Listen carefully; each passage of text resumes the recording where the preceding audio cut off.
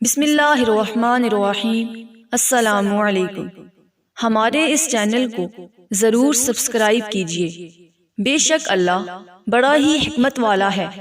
ایک بادشاہ خود کو عقل و دانش کا گہوارہ سمجھتا تھا، خود پسند، خوشامد پسند، عقل کل کا مالک تھا، جبکہ اس کا وزیر با تدبیر، پڑھا لکھا، تحمل مزاج اور سمجھدار تھا۔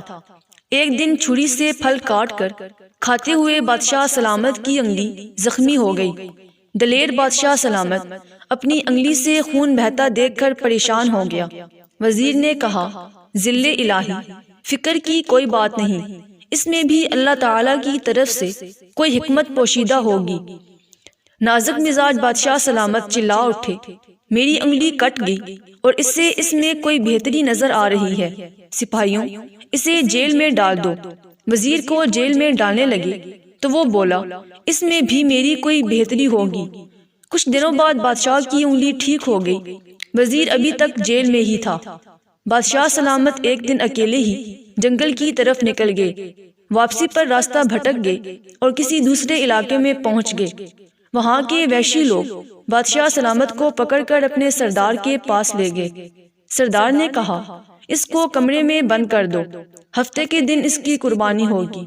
مقررہ دن بادشاہ سلامت کو جب قربانی کے لیے چبوترے کی طرف لے کے جا رہے تھے تو ان کے مذہبی پروہت کی نظر اس کی انگلی پر پڑی، جہاں اسے کٹ کا نشان نظر آ رہا تھا۔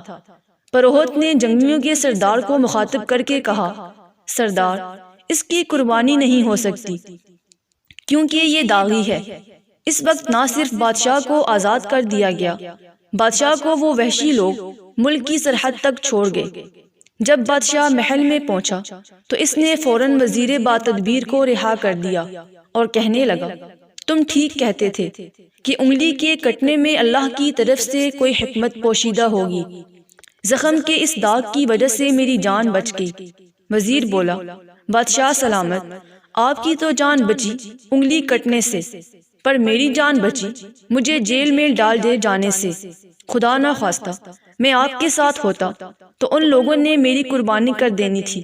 دونوں کی زبان سے بے اختیار نکلا، سچ ہے، اللہ تعالیٰ کے ہر کام میں حکمت پوشیدہ ہوتی ہے۔